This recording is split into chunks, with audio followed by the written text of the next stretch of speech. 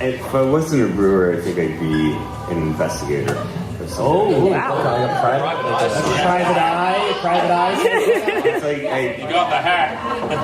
You wouldn't get far in that outfit, I'll tell you that.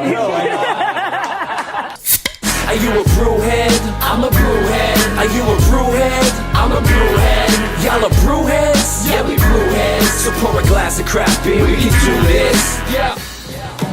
What's good, y'all? This is Cee Certified Brewhead. I'm Scott, beer cold beer enthusiast. Welcome to episode 113 of Beer and Not Just a Podcast, the first ever live podcast from Beau's Oktoberfest. Make some noise, y'all!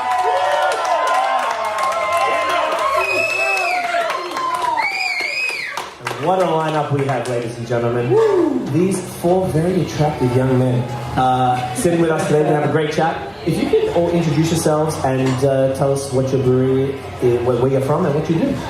I'm Matthew O'Hara. I'm a brewmaster at Beau's Natural Brewing Company here in Vancouver Hill.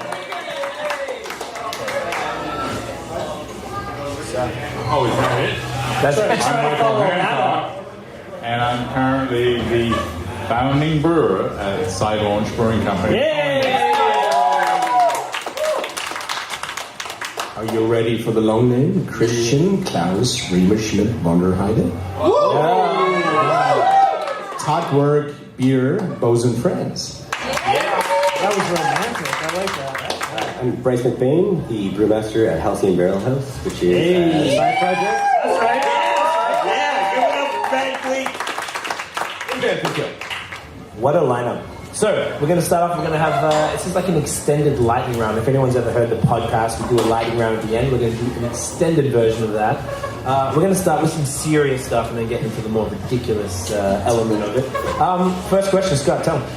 So, question, and we're doing this to all of you, so I think we can go down the line. We'll go down the line and answer in order. So, how did you get into beer? And what's your story? Matt, we're going to start with you because you're the man of the hour. I think I got into beer like so many other people do. You get introduced to it by adults when you're a child. It's having a sip of your dad's beer or whatever it is. And then maybe you forget about it for a while. In my case, I got reinterested in beer when I was in my late teens, growing up in Montreal, and it was at this point in time, this is the late 80s, that this was really the advent of craft brewing in Canada, and I was introduced to beers like Massawippi, St. Ambroise, Pale Ale, and Boreal. And all those beers made an impression on me because of the fact that they were distinctive beers. I already had some beer experience through my father, mainly, who actually also liked beers with character. So from him, I was introduced to Bredor, and that to me stood out as well. So I never looked back after being introduced to beers with a pronounced flavor, and I was actually looking for work at the time in my early 20s, and decided, well, why not, knock on a local we called them microbreweries at the time, shop. And so I got my first job in brewing at McCausland in Montreal, and very humble beginnings, like entry-level position. I was working on the line, but I progressed fairly rapidly through the ranks. I was involved in kegging, and then I was an assistant to the brewers, and then I never looked back, and it was kind of hook, line, and sinker. I was really drawn to brewing because of the fact that it was a job that involved a fair amount of hands-on work, physical labor, but you wouldn't get bored ever because there's so much to think about, and it's so gratifying to do that. This to me remains like a very artisanal endeavor. and you never stop learning, and that to me is the real kind of passion that you develop for brewing. So you've been into beer since you've been about 6 or 8 years old, you'd say? Probably 2. But. 2. Okay. So you gotta go. Sorry, yeah, you gotta start them young, right? Right.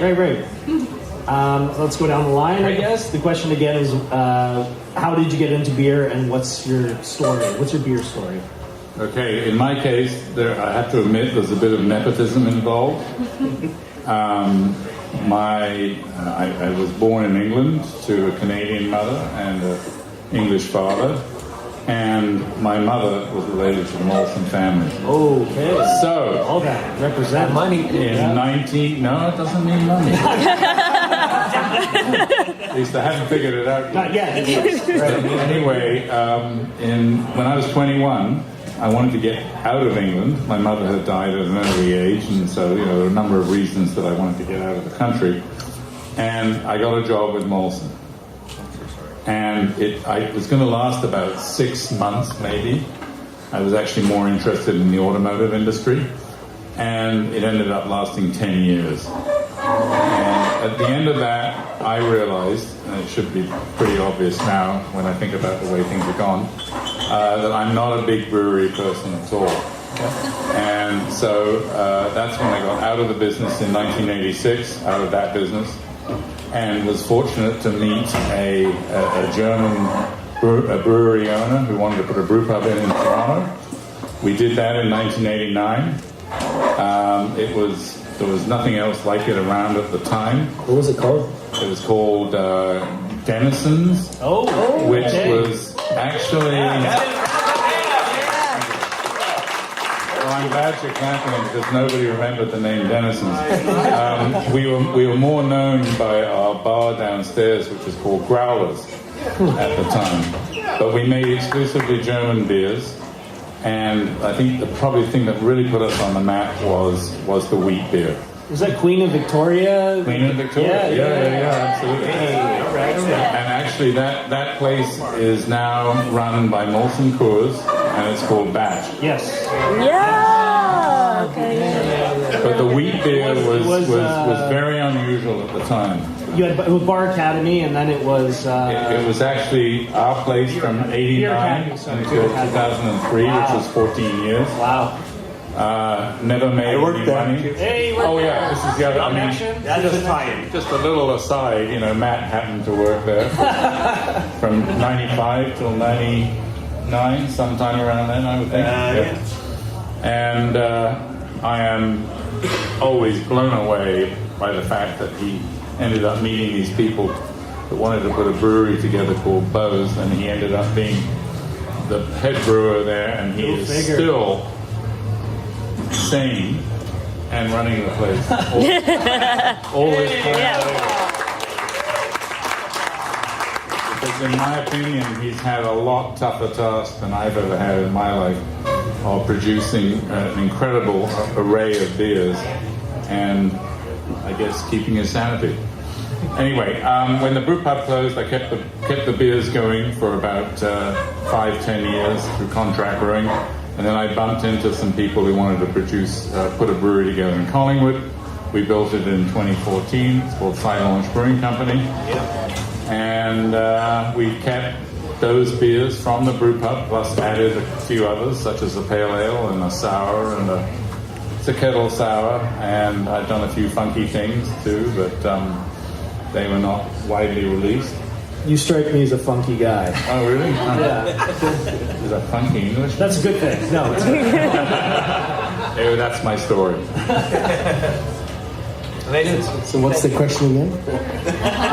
what's your story? And what's my story? My story, actually, the start was to keep it short, but so I'm like a Bavarian in exile. So I started brewing 34 years ago.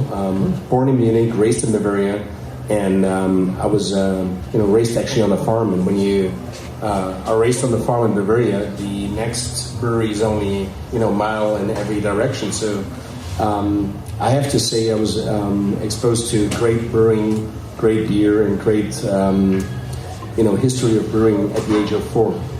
And I remember having my first beer at a very young age. The ritual is when you get married on a farm, you cut down the tree, and then the tree is actually put on a wagon, and the wagon has an area where you can all sit down, and then you drive from farm to farm. You sit on this tree. Together, you actually take the bark off. You put this tree off, and then you actually put a sign up and saying, we wish good, fertility to the couple that just got married. And being 9 years old, somebody decided, I have to try this beer. That's great. And it was way too bitter. Was nasty.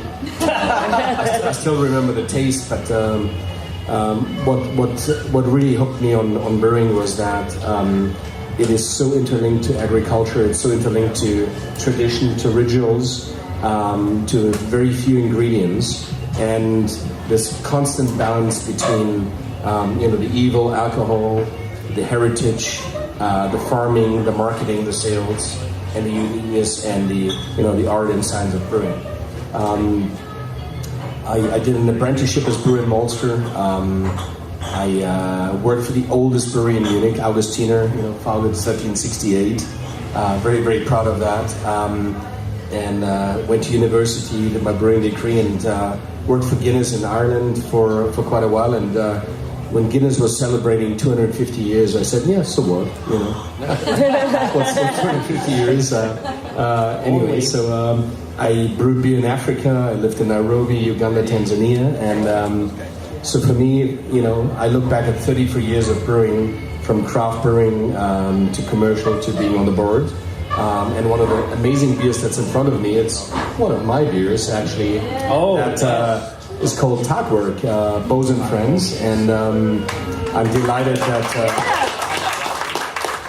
I was able to brew that with a Beau's team. And Tagwerk stands for a day's work. So the German name Tag means day, and work means work. And a Tagwerk actually is also 1 acre.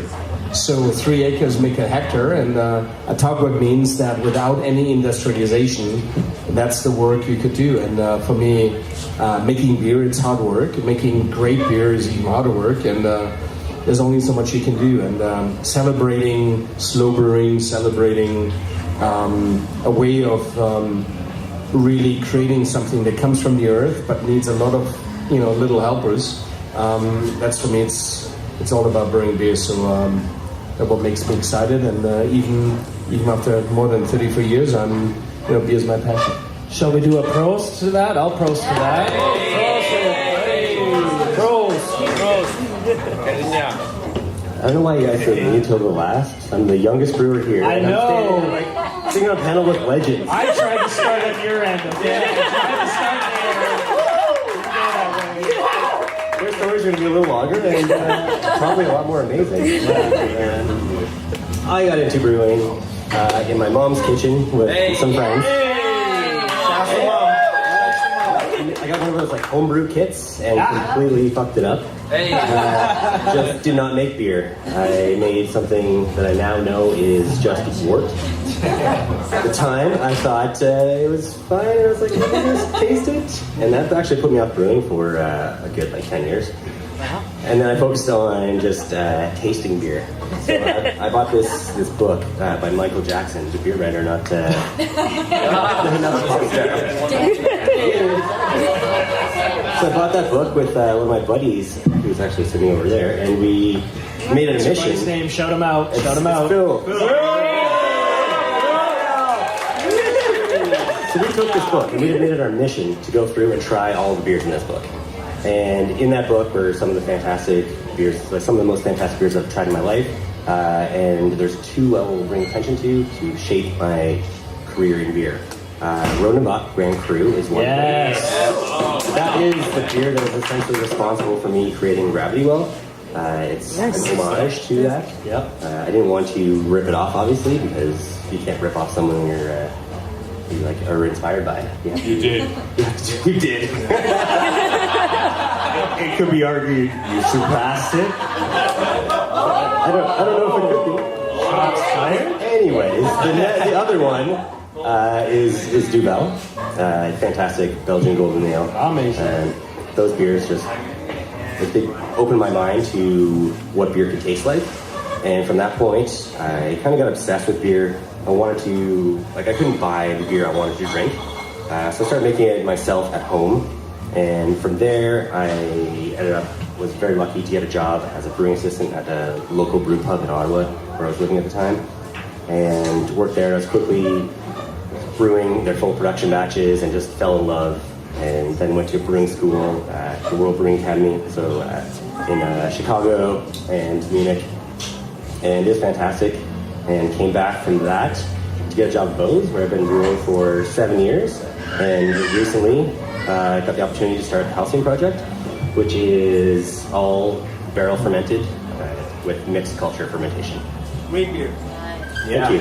Yeah. So, a much shorter story, but... That's perfect. Thank you, guys. So the next question, if you weren't a brewer or in the beer industry, what would you do? Anyone can start. Take your pick. I'll begin. Please. please, Matt, begin. If I wasn't a brewer, I think I'd be an investigator. Oh, wow. Private eye. It's like You got the hat. You wouldn't get far in that outfit, I'll tell you that. Dad giveaway. I'd like to explore problems and troubleshoot and that kind of thing. I don't know. I have an investigative mind. That's actually really gangster. Really good at hella guys. Uncle Graham. I would probably be, and this is really boring, I know, but I'd probably be a refrigeration mechanic. Wow. Give it up for refrigerator. Because I understand refrigeration, because I'm a brewer and a mechanic and a mechanical person. And refrigeration mechanics earn probably a lot of money, way more money than a brewer does. How else are you supposed to keep your beer cold, Especially right? if you move down to Florida. Half of Quebec does. Yes, I like that. Well, I would go back to the horses. You know, the horses did the hard work and pulling in the heavy wooden beer barrels into the brewery or out of the brewery, and I find the most satisfying job sitting on a horse buggy and bringing beer to the consumers who can really enjoy it. So that's what I would do. Ride that horse, ride that buggy. Smart. I thought this one was a softball, because I would be a farmer, hands down. I would grow the things I want to put in beer, but I would let other people put them in beer. I like it. Anyways, beer. I love it. Let's keep it moving, being like a kind of a rapid fire type question and answer period. Is craft beer growing or stagnant? Is the market oversaturated or is there room for everybody? Getting serious now. Don't all answer at once. I know this is a little bit touchy, but I definitely think it's growing. yes. Is there room for everybody? Probably not. I think that people who are making poor beer probably won't last for another 10 years, or 5 years even. But I think there's always room for good breweries making good beer to get out there and sell it. And I don't think the market's stagnant in any way. No. I think it's growing and constantly Great to changing. hear. Yeah, multi-billion-dollar industry. If you look at the financials.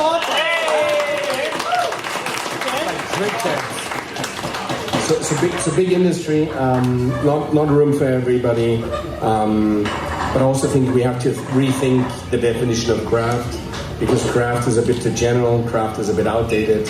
I think what we really have now is those that are authentic brewers, hands-on, and we've got those brewers that are brilliant marketeers, which is equally brilliant, but we all put them in the same bucket, and I think the bucket is starting to separate a little bit, would be my spin.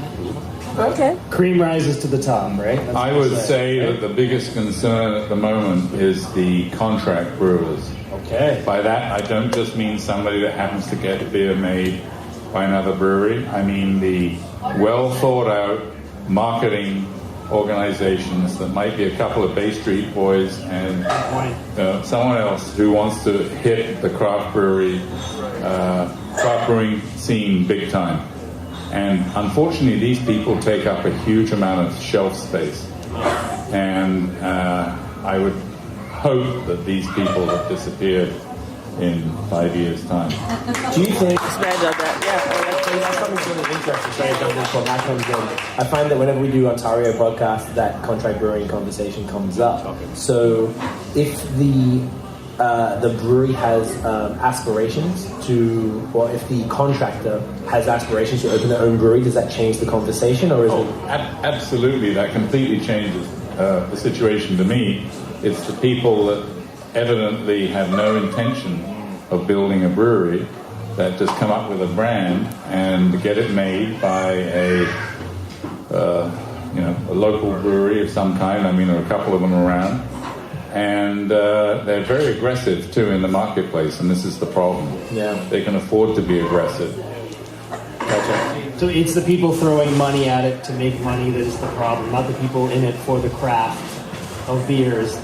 That's what you're kind of pointing at, right? Yeah, I mean, a big difference between somebody who's contract brewing because they don't happen to have a brewery, either temporarily or they just got into the business, and somebody that really has no intention of building one in the first place. Word. Do you have, and I guess it's for everyone as well, do you have an issue with people who decide to build their brand via contracting prior to investing $1 million plus into a physical location? Is that, like, if the idea, because if you go and drop $1 million and build a facility with no brand in the market, and that's quite a substantial risk, whereas you could invest a lot less, build your brand over time via contracting, particularly in Ontario. It's different in different cities, states, provinces, whatever, but if they maybe they could get some distro, they could get some licensees and stuff like that, and really like have the brand, so by the time their brewery actually opens, there's a bit of brand recognition and they're not really starting from scratch. Can I speak to that? Yes.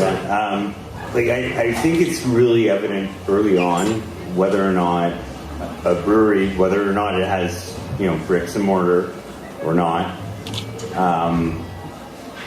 The beer really, at the end of the day, expresses whether or not you actually have skin in the game. And that's the key. Is that what's important? Yeah, make some noise. It's like Drink Champs. Have anyone heard the Drink Champs podcast? Is anyone familiar with that? No one listen to hip hop in here? Okay, never mind.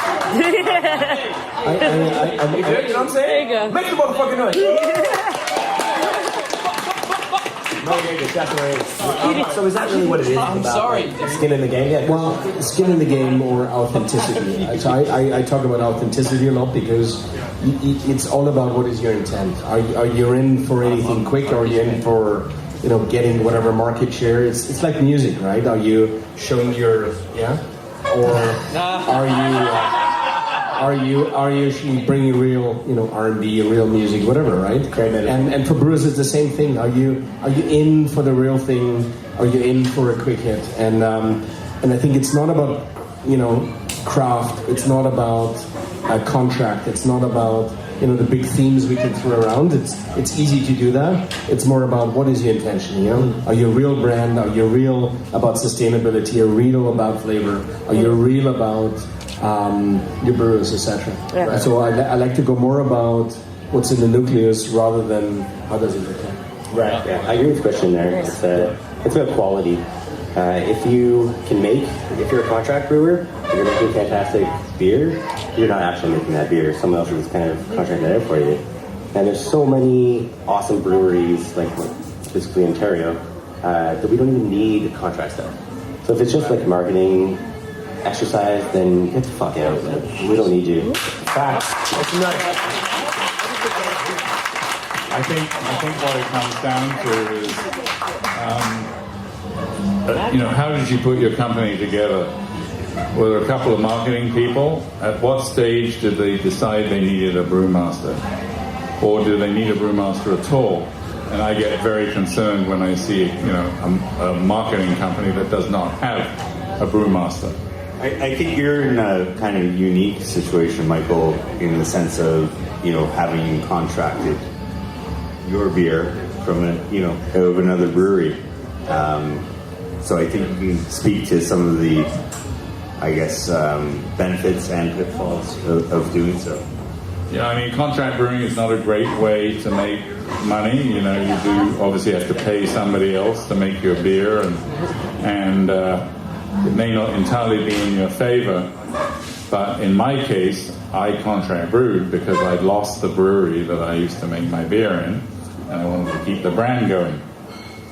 I think it's when you get a couple of newcomers who may be marketing people or whatever, and at some stage, or maybe at no stage, that they decide that they maybe should get a brewmaster, or somebody knows how to make the beer.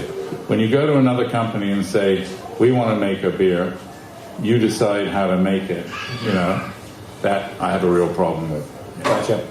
Thank you for clarifying. That seems kind of important to have a brewmaster. You're making beer, someone who knows how to make it. I mean, it would kind of be of utmost importance, I guess. A little bit important. Before we forget, Matt, I guess the question to you, if anyone didn't answer, is craft beer growing or stagnant? Is the market oversaturated, or is there room for everybody? Okay, no, it's definitely not stagnating. It's becoming more challenging. It's becoming more innovative, I think. Yeah. I believe it's going to be, it's going to be value driven. At the end of the day, it's going to be the people who are able to sustain and prosper going forward are the people who deliver the quality. Good answer. Make some noise, y'all. Hey! Okay, next question. How do you describe the style of beer you brew, and what inspires them? Okay, we're starting on that end. Thank you. Our entire panel of brewers, guys. Come on. You said you got free beer forever. Oh, open bar. Open bar. Sorry, I didn't say that. Thank you all for your time. I didn't say that. I really appreciate it. Thank you guys for coming. Thank you.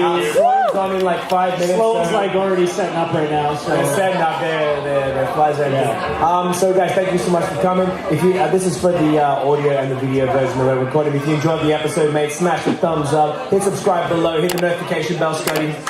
See you on the next one drop. Follow us on social media at BAOS Podcast. Check out the long form audio so you can hear beautiful, attractive gentlemen like these guys talk to us on that. That's it, guys. Let's enjoy Oktoberfest. Have a good night. Cheers. Yeah. Get it.